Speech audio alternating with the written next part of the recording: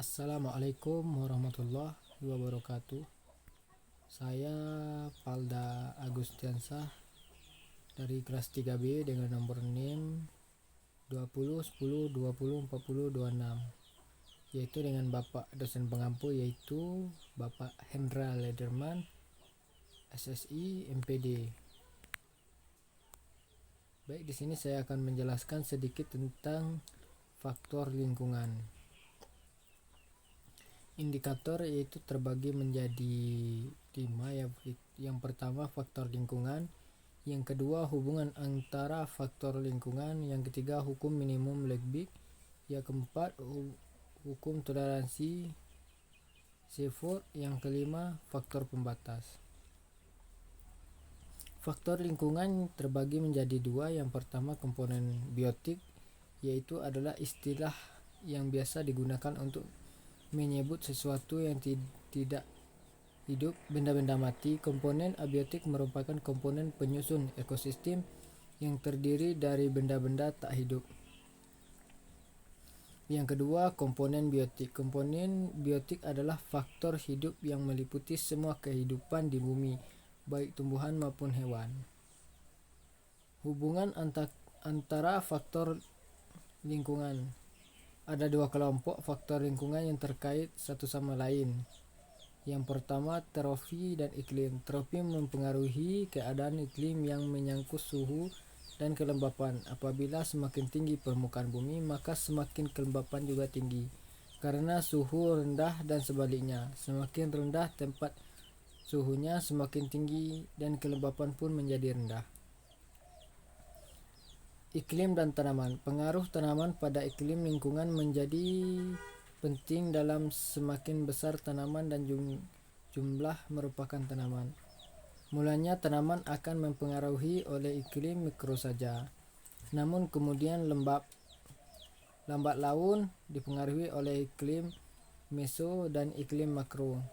Iklim tak hanya mempengaruhi tanaman tetapi juga mempengaruhi oleh tanaman. Hukum minimum Lebig. Pada tahun 1840, Justus von Liebig, seorang pakar kimia dari Jerman, memprakarsai suatu kajian dalam pengaruh berbagai faktor terhadap pertumbuhan tanaman. Dia berpendapat bahwa hasil suatu tanaman sering dibatasi oleh nutrisi yang diperlukan dalam jumlah yang kecil dan bukan oleh nutrisi yang diperlukan dalam jumlah yang banyak seperti karbon dan air. Dia menentukan bahwa kekurangan fosfor seringkali merupakan faktor yang membatasi tumbuhan tanaman. Namun ini membawanya pada pemikiran bahwa adalah faktor penentu yang mungkin membatasi produk tanaman. Yang keempat yaitu faktor toleransi dari Seifert. Dalam satu perkembangan yang paling berarti dalam kajian faktor lingkungan terjadi pada tahun 1913 ketika faktor Seifert mengembangkan hukum toleransi. Hukum ini mengungkapkan pentingnya toleransi dalam menerangkan distribusi dari jenis. Hukum toleransi menyatakan bahwa untuk setiap faktor lingkungan satu jenis mempunyai suatu kondisi minimum dan maksimum yang dapat diperlakukan di antara kedua harga ekstrim yang merupakan kisaran toleransi dan termasuk suatu komponen optimum. Kisaran toleransi dapat menyatakan dalam bentuk kurva lonceng dan akan berbeda untuk tiap jenis terhadap faktor lingkungan yang sama atau mempunyai kurva yang berbeda. Namun, suatu jenis organisme terhadap faktor-faktor lingkungan yang berbeda. Adapun yang kelima, faktor pembatas. Faktor pembatas lingkungan sebagai faktor pembatas ternyata tidak saja berperan sebagai faktor pembatas minimum, tetapi terdapat pula faktor pembatas maksimum.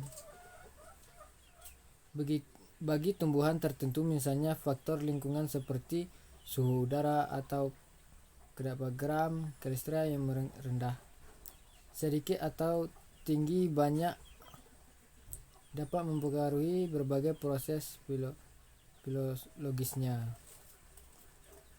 Faktor-faktor lingkungan penting berperan sebagai sifat toleransi faktor pembatas minimum dan faktor pembatas maksimum. Mungkin itu saja yang dapat saya sampaikan mengenai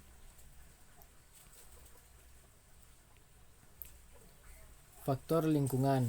Saya tutup dengan billahi fisabilillah. Assalamualaikum warahmatullahi wabarakatuh.